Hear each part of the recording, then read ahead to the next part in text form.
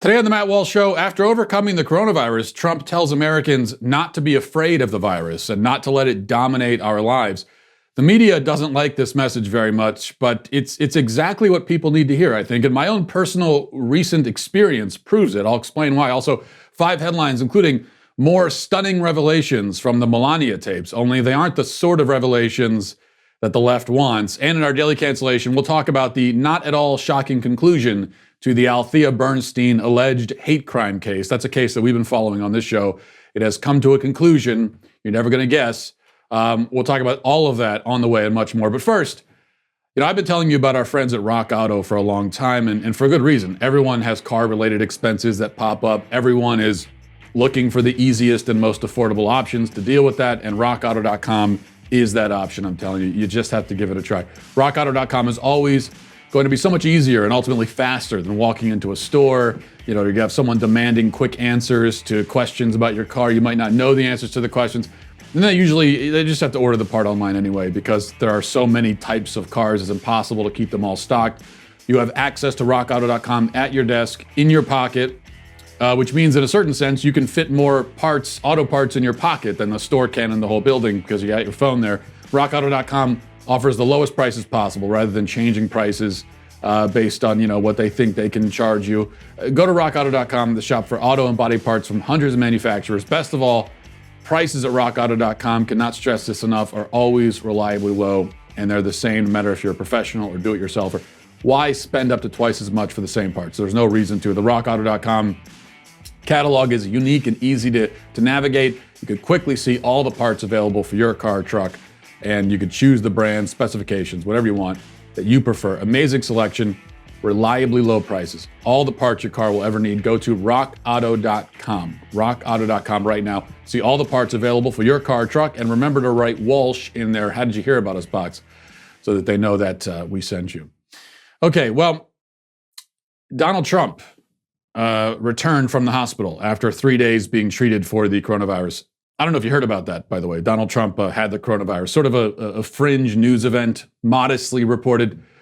In any case, he returned, and from the reaction on the part of the left-wing media, you'd almost think that they were, upset that the President of the United States recovered from his illness.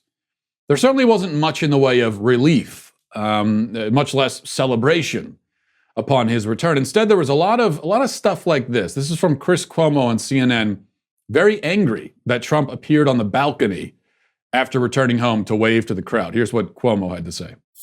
He didn't just walk into the White House one time with no mask tonight. He had his video crew capture that stupid scene again so he could put out propaganda, fronting a lie to his people. Once again, just like, don't worry about the mask. Now he says, don't worry about COVID. Don't let it control your life. Just propaganda. That's all it is. I know there's sound to it. I'm not going to play it for you. Why should I? How much bullshit do you need in your life? Now, this, of course, is coming from the guy who had COVID himself and claimed he was quarantined in his basement, but was apparently gallivanting around town. Cuomo is, worried about propaganda and lies and BS, as he eloquently puts it, but he's also the person who staged his own reemergence from quarantine, filmed it for TV, even though he'd already been out of quarantine, apparently. And as a side note to that, the funniest thing about that stunt from Cuomo, if you remember that video, was the visible ambivalence from his wife and children about the fact that dad had escaped from the basement. They didn't seem very happy to have him up there. Maybe they were ambivalent more about the phony pageantry than anything else, but still, it was pretty funny. So that's Cuomo. That's what he has to say. The media reaction, though, got a lot more unhinged than that. And we're not going to waste time showing a million examples. You can kind of imagine. Just one more. This is from Maureen Dowd. She says, when Trump walked through the doors, Walter Reed had a stellar reputation. That's the hospital Trump was being treated at. As he walks out 72 hours later, its reputation is in tatters. There's nothing Trump can't ruin, she says. Its reputation is in tatters because it successfully treated the President of the United States and got him on his way and back home in 3 days. That's going to ruin their reputation? Jennifer Rubin, a professional insane person, now wants Walter Reed to be defunded, she says. Defunded for committing the crime of helping the president not die from the coronavirus. As I said, it's almost as if these people are unhappy that Donald Trump recovered. You'd be forgiven for arriving at that conclusion, is all I'm saying. Now, Trump himself had a message for the people upon his return to the land of the living, and I thought his message was better than what we're getting from the media. Here's what he had to say. I just left Walter Reed Medical Center, and it's really something very special. The doctors, the nurses, the first responders, and I learned so much about coronavirus. And one thing that's for certain, don't let it dominate you. Don't be afraid of it. You're going to beat it. We have the best medical equipment. We have the best medicines, all developed recently. And you're going to beat it. I didn't feel so good. And 2 days ago, I could have left 2 days ago. 2 days ago, I felt great, like better than I have in a long time. I said just recently, better than 20 years ago. Don't let it dominate. Don't let it take over your lives. Don't let that happen. We have the greatest country in the world. We're going back to work. We're going to be out front. As your leader, I had to do that. I knew there's danger to it, but I had to do it. I stood out front. I led. Nobody that's a leader would not do what I did. And I know there's a risk, there's a danger, but that's okay. And now I'm better, and maybe I'm immune. I don't know. But don't let it dominate your lives. Get out there. Be careful. We have the best medicines in the world, and it all happened very shortly, and they're all getting approved, and the vaccines are coming momentarily. Thank you very much. And Walter Reed, what a group of people. Thank you very much. Now, he reiterated this main point in a tweet saying, I'll be leaving the great Walter Reed Medical Center today at 6:30 p.m., feeling really good. Don't be afraid of COVID. Don't let it dominate your life. We have developed under the Trump administration some really great drugs and knowledge. I feel better than I did 20 years ago. Okay, so that's been his message. Don't be afraid. Don't let it dominate your life. Now, I'm not going to be the guy to sit here and tell you that the White House's response to Trump's COVID diagnosis has been brilliant, or even vaguely competent or coherent even. But this messaging right here, okay, these two sentences are absolutely what Trump should be saying and what all of our leaders, if they actually care about leading, should be saying. Don't be afraid. Don't let it dominate your life. Live your life. Live like a normal human being. Maintain your dignity and your sanity, or reclaim them if you've already forfeited them. This is the message that Trump should carry into the election. Don't be afraid. We used to want our leaders to say stuff like that. Don't be afraid. This is a message that is especially necessary now as states like New York contemplate going back into lockdown mode, though they never really left lockdown mode in the first place. Yesterday, Governor Cuomo of New York held a press conference where he specifically threatened to close down religious institutions if they don't bend to his will. Listen to this. If we're going to keep religious institutions open, it can only be with two conditions. One, the community must agree, whether it's the Jewish community, whether we're talking about black churches, whether we're talking about Roman Catholic churches, the religious community has to agree to the rules. And they have to agree that they are going to follow the rules. And they have to agree that they are going to be a full partner in the enforcement of the rules. That's condition one. I'm going to meet with members of the ultra-Orthodox community tomorrow. I want to have that conversation directly myself. This cannot happen again. If you do not agree to enforce the rules, then we'll close the institutions down. I am prepared to do that. Cuomo, of course, continuing to operate on the premise that the First Amendment isn't a thing. The First Amendment doesn't exist. Or it does exist, but it's automatically neutralized, null and void, whenever people are scared of getting sick. But, as some of us have been arguing for months, that is not actually how the Constitution works. The unless people are scared of getting sick clause is not written anywhere in the document. And though I haven't checked, I'm assuming it wasn't written in invisible ink either. Maybe you need a special decoder ring or something that you find at the bottom of a Cracker Jack box to see it. But I tend to doubt that theory. And this is made all the more unconstitutional, blatantly, absurdly unconstitutional, when you consider that religious institutions are being specially targeted as mass gatherings, while the mass gatherings of BLM supporters are ignored or even encouraged by these very same leaders. We damn sure haven't heard Cuomo or any other Democrat governor threaten to close down BLM protests. Have you heard them say that? No. If they did, all the people cheering for the forcible shuttering of churches would suddenly discover a renewed love of the First Amendment. Of that we can be sure. Now, why is this being tolerated? Well, because of fear. Trump is right. People are terrified, and fear is irrational. It is always irrational to some extent. In this case, a very great extent. We can see the evidence of irrational fear. We could see it plain as day because people wear it on their faces. Even as the WHO announces, as it did this week, the World Health Organization, that 10% of the world's population may have already been infected by the virus, making the already low mortality rate much, much lower still. Even as this additional evidence emerges that the virus is not as deadly as we were first told, still, masks seem to be becoming only more common, not less. It's not that every person who wears a mask is scared. I wear them when I go to the grocery store because they won't let me in the building unless I do, and I need groceries. But it seems many Americans are getting comfortable with them, just wearing them all the time, often for no discernible reason. The polls do reflect this. A National Geographic poll released today finds that 92% of Americans say they wear a mask when they leave their homes. 74% say they always do. Always wear a mask when they leave their home. Now, this poll is somewhat vague and leaves open some questions. When they say they always wear masks when they leave their home, do they mean they put it on when they exit their front door and don't take it off until they walk back in it? So like in the car, walking on the sidewalk, etc., walking down their driveway, they wear masks for that too? I don't know. And how many of the 92% or the 74% are doing this because they want to, and how many are forced to by local ordinances? We don't know exactly, but anecdotal evidence suggests that a certain significant portion of Americans do, in fact, by choice, eagerly and willingly wear a mask literally everywhere they go now.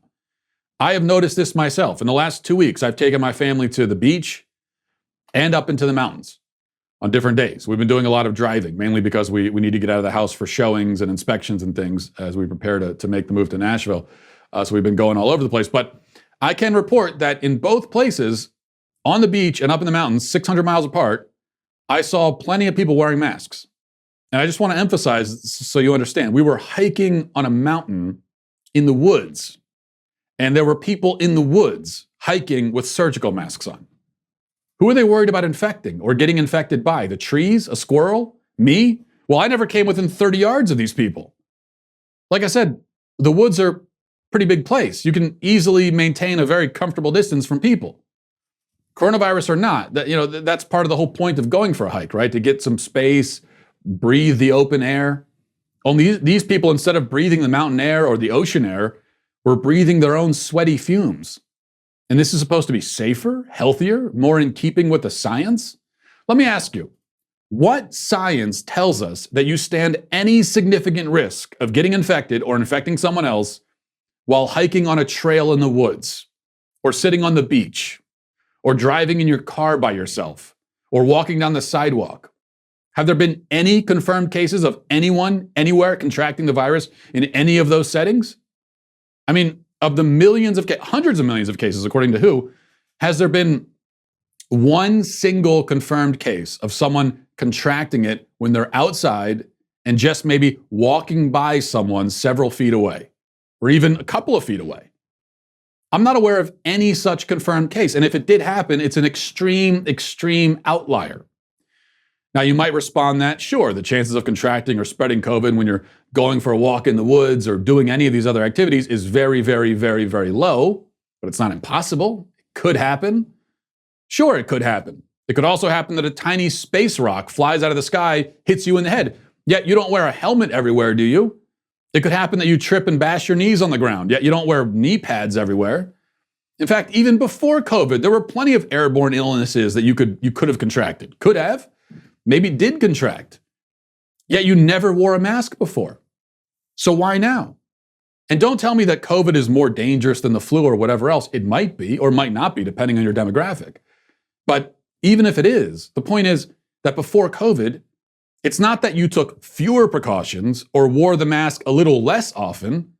It's that you did nothing at all and wore the mask not at all, ever.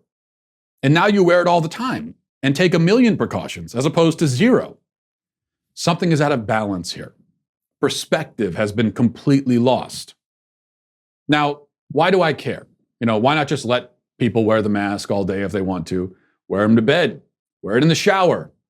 Why not let them do that? Well, they're free to do that. I'm not preventing them, nor do I seek to. But I care because it's irrational and embarrassing and undignified. And this is not the kind of society I want to live in. Let me show you one other thing. Speaking of undignified, and then we'll get to the news, but here's a clip from a funeral service in the UK. This is a grieving widow mourning the loss of her husband. Her sons move in closer to comfort her, and then watch what happens next. It's my privilege to have been asked to conduct our service today to celebrate the life of Alan Wright. I therefore offer you all a very warm welcome as we unite in love and friendship to... You have to put the chair back, I'm afraid. You can't move the chair to a side.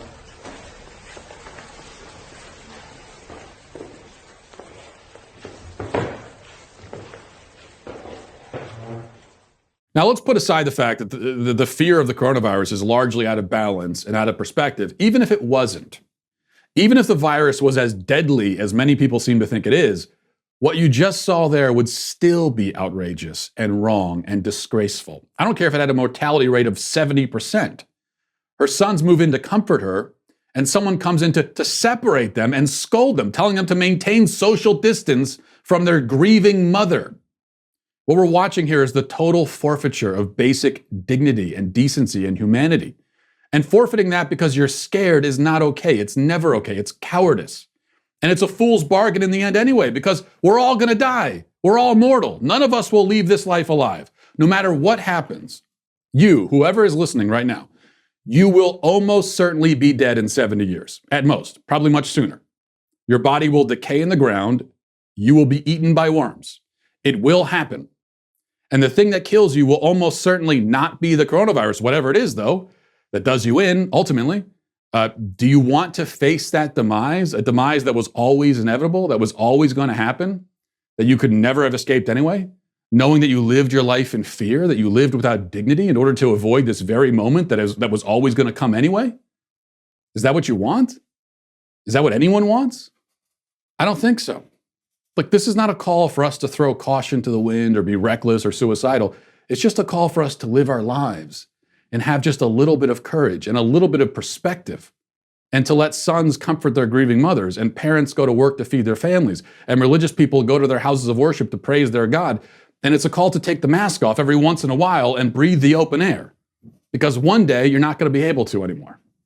So don't give up these small human joys before you have to. That's my point. Let's get to our 5 headlines.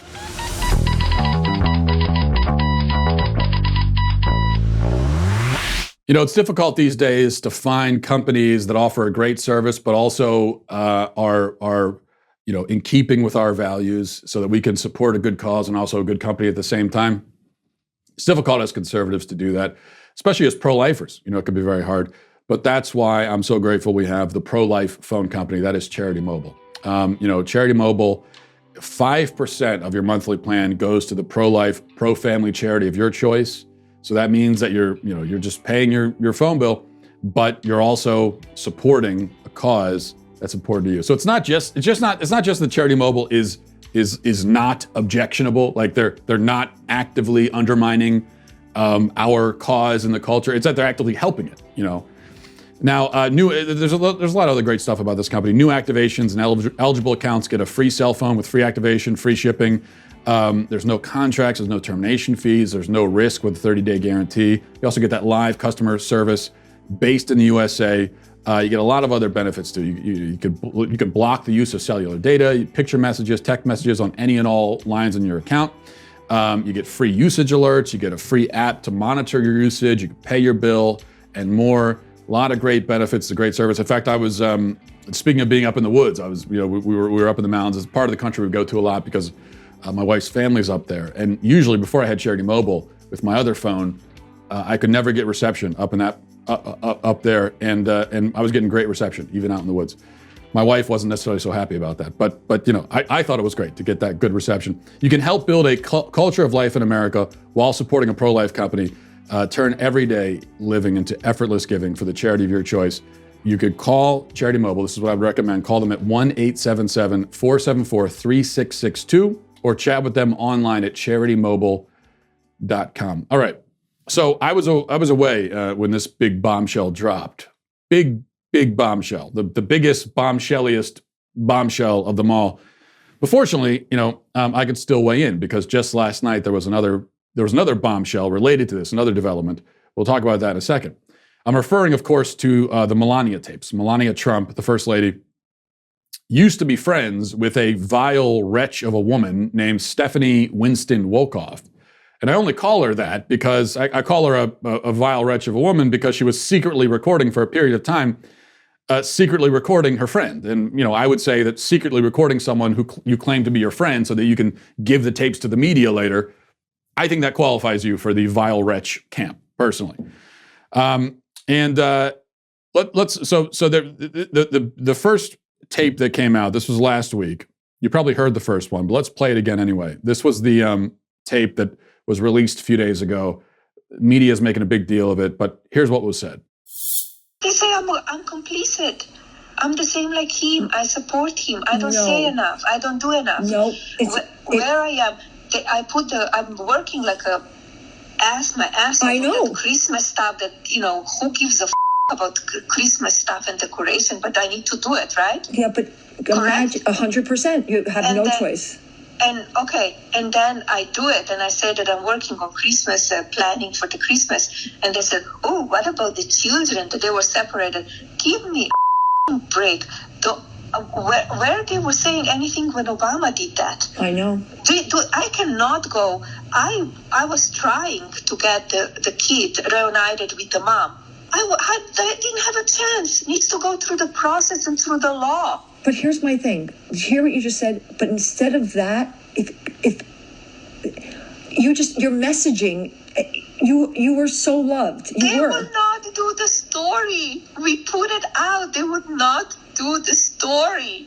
I'm telling you. You would not believe it. They would not do the story because they would not do the story because they are against us because they're liberal media. Yeah, if I go to Fox, they will do the story. I don't want to go to Fox. So that tape is supposed to prove something.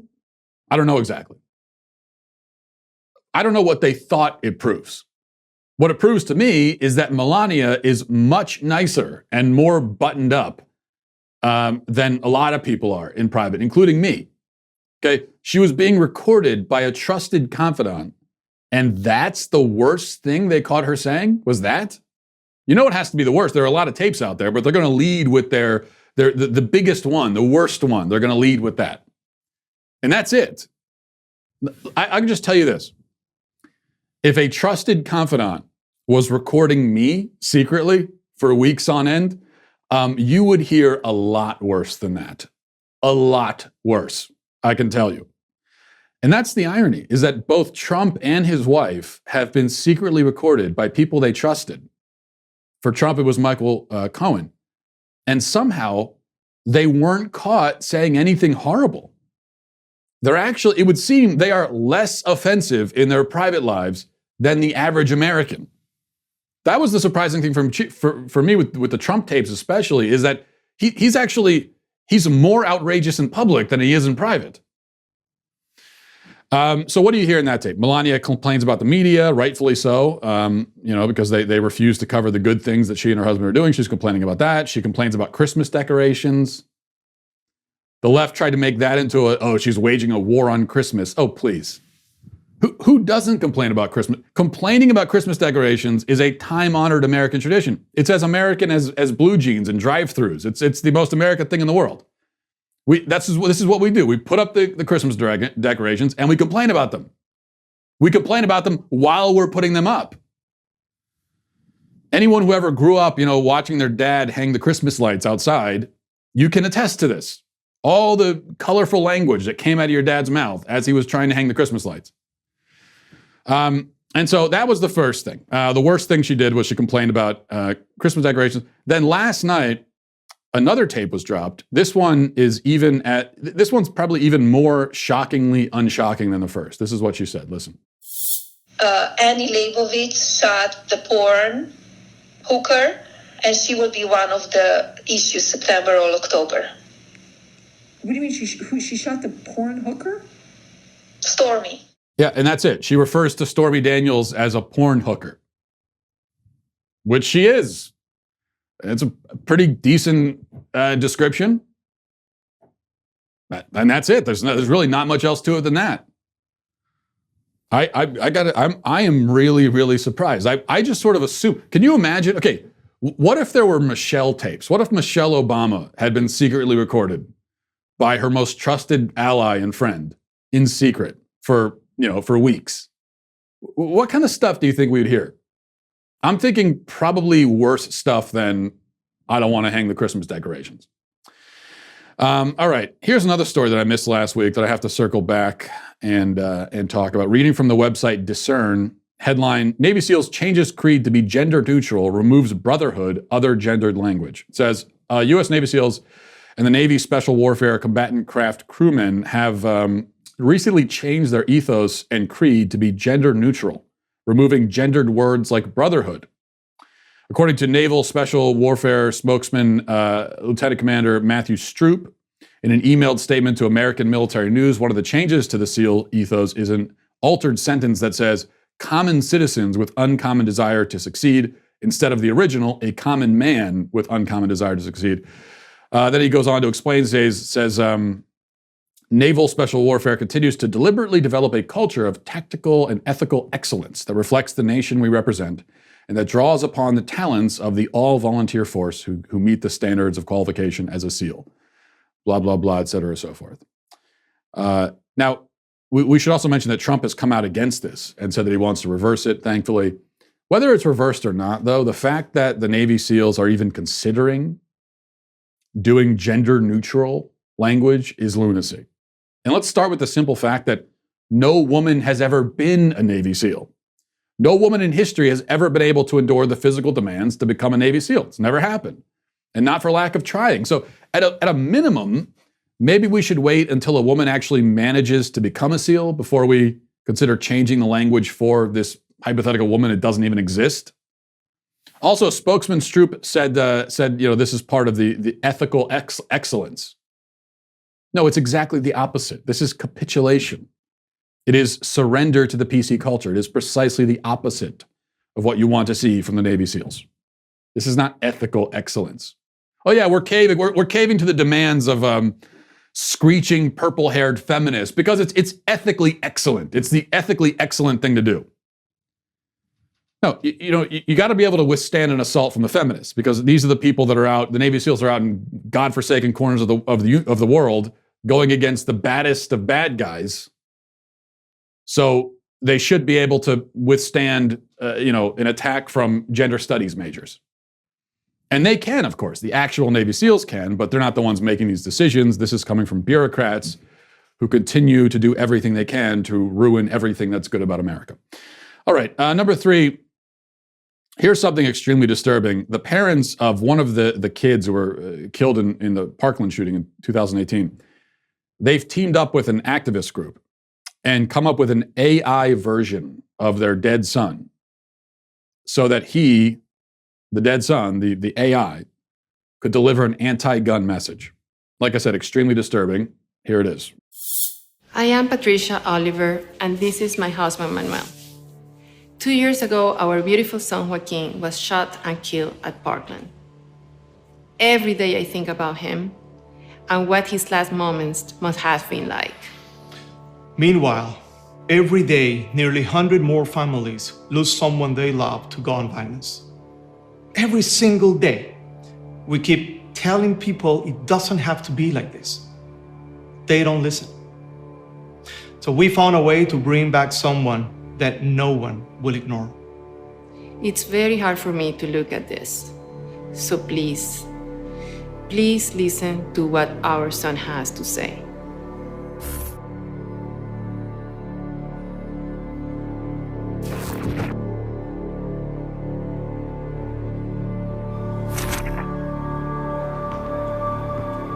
Yo, it's me. It's Guac. I've been gone for 2 years and nothing's changed, bro. People are still getting killed by guns. What is that? Everyone knows it, but they don't do anything. I'm tired of waiting for someone to fix it. The election in November is the first one I could have voted in, but I'll never get to choose the kind of world I wanted to live in. So you've got to replace my vote. Okay, I can't watch any more of that. I cannot fathom using my child like that. I can't fathom using my child for political messages, even as my child is alive, much less when they've died tragically.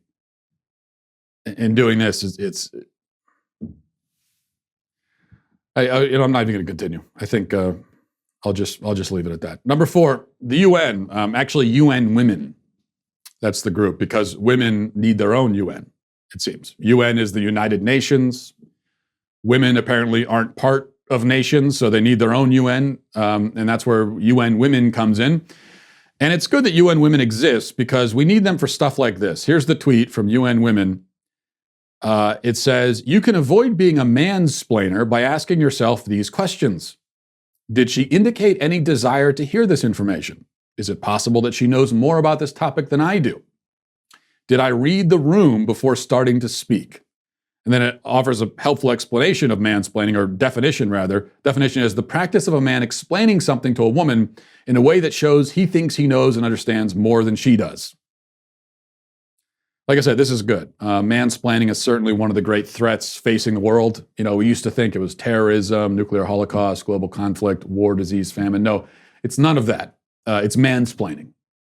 A man might explain something to a woman, and the woman might get her feelings hurt by the explanation, and that's the problem. That is the real nuclear holocaust, if you will, that we all face. Now, of course, you read these questions and you think, okay, has any woman ever in her life asked herself any of those questions before speaking? Especially, did he indicate any desire to hear this information? I mean, you tell me, ladies. Have you ever asked yourself that question before saying something to a man? Has any wife, especially, ever in the history of marriage, asked herself that question before saying something to her husband? If wives did, 95% of marital communication would disappear overnight. So this is another example of feminists blaming men for something that women are certainly the primary culprits of. Feminists do this a lot. I've talked about it before. But the whole idea that men are the ones talking too much, that's just, what is this, opposite day? It's mind-boggling. I might as well claim that women are the main ones in a marriage guilty of clogging up the drains from their beard clippings. That's primarily a woman problem. It's as absurd. And granted, there might be some women with luscious beards who clog up drains. I'm not judging. I mean, good for you if you are a woman with a beard like that. But statistically, this is probably more of a man problem. Just as mansplaining, ironically, is actually more of a woman problem than it is a man thing. Okay, number 5, finally, there was a rally over the weekend. I think this was in Miami, pro-Trump rally. And anyway, here's what happened. Watch.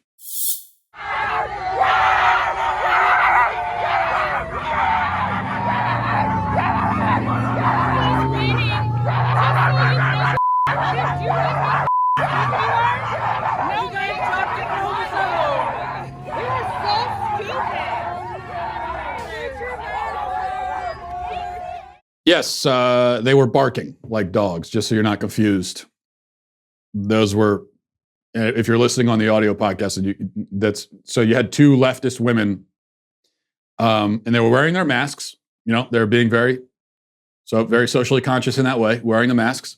And they were at this protest. They were, I guess, counter-protesting by barking in the faces of the Trump supporters. And that was what you saw there. That was basically Twitter in real life. People say that Twitter isn't real life. No, that's it. That's Twitter right there. That's what Twitter is. But really, for me, the most perplexing thing about this when I watch a video like this is that there were 2 of them, because what that tells me, you got 2 women barking. What that tells me is that either this was spontaneous, and one of them started barking, and the other one saw it and went, wow, that's a good idea. I think I'll do the same. Or they talked about it ahead of time and planned out. Like they planned this to go there and bark like dogs. They had a conference, and one of them said, hey, you know what we should do? We should go to this Trump protest and no, listen to this. Bark like dogs. Yeah, bark in their faces. That's what we should do. And the other one said, I like it. I'm in. Let's do it. Either way, however that happened, however that developed, whatever the genesis was of that, it fascinates me. I'm absolutely fascinated by it. And, there are many other words I could use besides fascinated, but we'll go with fascinated. All right, we're going to get to our daily cancellation in just a second, but in case you didn't get enough politics last week, this Wednesday, October 7th, will be the vice presidential debate between Mike Pence and Kamala Harris, and it's going to be hosted by me. God help us all. For some reason, I'm just as confused as you are, but I'm the guy. For this one, I'll be live reacting to the debate as part of a live reacting. Well, it's good I'll be a live. It says live reacting as opposed to dead reacting. I mean, how else, if I'm reacting, I must be, I don't understand that. But anyway, I'll be reacting to the debate as part of a special edition of All Access Live. So members, you could join me Wednesday night at 8:30 p.m. Eastern, 5:30 p.m. Pacific at dailywire.com to live chat on the stream and in the comments. If you're not a part of the Daily Wire already, what the hell is wrong with you? You disgraceful scumbag. Join us now at All Access. Become an All Access member. Get 20% off with code DEBATE. So you can watch all of our upcoming debate coverage live at dailywire.com, Apple TV, or the Roku app. And you could join us on All Access Live every night for online live stream discussions. By the way, it did not say in my copy here to call you a disgraceful scumbag. I just want to disclaimer. Don't blame the Daily Wire. That was me. That's a little bit of ad-libbing. They tell me to ad-lib on these things, and then they regret it when they do, because that's what you get. This Wednesday, October 7th at 8:30 p.m. Eastern, 5:30 p.m. Pacific. Join us now and get 20% off your All Access membership with code DEBATE when you sign up today. All right, I think that went well. What do you think? Let's get to our daily cancellation. Okay, for our daily cancellation today, a short one. I went a little bit long in the opening, had a lot to say there. So here's an update on a story that I've been following for months. A few others in media I've been following it too. Not very many others. This is one that the media wanted us to forget about as soon as it became obvious that the evidence wasn't forthcoming to support the claim. I refer to Althea Bernstein. She's the biracial woman who claimed that she was attacked by flame-throwing racist white men in Madison, Wisconsin. The Daily Wire has the latest. We talked about, earlier, the inevitabilities of life. And well, here's another one. This was inevitable. Madison, Wisconsin police dropped an investigation into alleged hate crime against an 18-year-old biracial woman on Friday after finding little evidence to corroborate the woman's story. Althea Bernstein told police in June that she was attacked by a group of 4 white men while stopped at a light in Madison. Local police partnered with the FBI and U.S. District Attorney Scott Blader of the Western District of Wisconsin to investigate the case. So you've got, this is a federal and local investigation. They've come together to investigate this. The Madison Police Department closed its investigation on Friday after spending significant resources looking into Bernstein's claim. Investigators were not able to establish that the alleged attack ever occurred. This from the police. The police department said in a statement, after an exhaustive probe, detectives were unable to corroborate or locate evidence consistent with what was reported. Blader's office issued a similar statement saying that the case could not move forward for, quote, lack of evidence. Like I said, this is shocking stuff. It says in a statement, after a thorough investigation into the events of June 24th, 2020, including extensive interviews, exhaustive review of traffic and surveillance video, expert review of digital and forensic evidence, federal investigators determined that there is insufficient evidence to prove that a violation of any federal criminal statute occurred. That's the U.S. Attorney's Office. That's what they said. Further, after reviewing all available evidence, authorities could not establish that the attack, as alleged by the complainant, had occurred. Accordingly, the federal investigation into this incident has been closed based on the lack of evidence. Now, this is very telling. Bernstein's family released a 3-sentence statement through the police department thanking officials for their work. This is their statement. Althea Bernstein and her family appreciate the detailed investigative efforts by all involved in the case. Althea's injuries are healing, and the support of our community has been invaluable in that regard. We continue to maintain our family privacy and will not be granting interviews at this time. Okay. So you notice how the family, they're not calling for more investigation. They're not chastising the police for failing to apprehend the dangerous gang of neo-Nazis. A gang that, again, to remind you, according to Bernstein, accosted her at a stoplight, doused her with lighter fluid, and then set her face on fire. You know, this is the kind of thing that'd be very easy to prove if it did in fact happen. There are surveillance videos everywhere in the city. Like they said, they were checking the surveillance videos. She said it happened in the middle of the street at a stoplight. Chances are the attack itself would be on camera, but even if it wasn't, surely there would be footage of the white guys walking down the street holding the lighter fluid and lighter. Unless these dudes rappelled down from helicopters right into a specific spot where no cameras can see it, carried out the attack, and then used like grappling hooks like Batman to escape running across the rooftops. Short of something like that, they would be on camera. Yet, no cameras noticed them. Nor did any witnesses apparently notice them. That's because it would appear they never existed. And it's rather easy to not be noticed when you don't exist. Now, it's a common saying that absence of evidence is not evidence of absence, but actually sometimes it is. And the absence of evidence of the torch-wielding racists is very, very compelling evidence of their absence. Yet the police will not be charging Bernstein with a crime for filing a false police report, wasting law enforcement resources. The media outlets that promoted this claim will not print retractions or even acknowledge the latest development. And the BLM activists who use this case as evidence of the alleged scourge of white supremacy will not apologize or even give us so much as oh wait, never mind, forget about that one.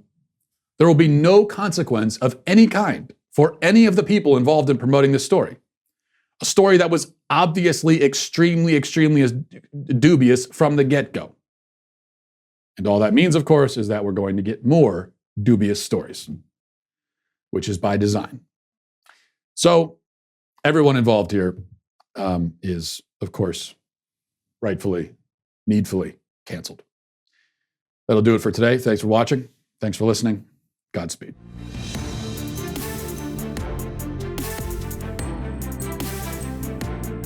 The Matt Walsh Show is produced by Sean Hampton, executive producer Jeremy Boring. Our supervising producers are Mathis Glover and Robert Sterling. Our technical producer is Austin Stevens, edited by Danny D'Amico, and our audio is mixed by Robin Fenderson. The Matt Walsh Show is a Daily Wire production, copyright Daily Wire 2020. President Trump emerges from the hospital. The mainstream media try to paralyze you with fear, and President Trump gets a bump in the polls. Check it out on The Michael Knowles Show.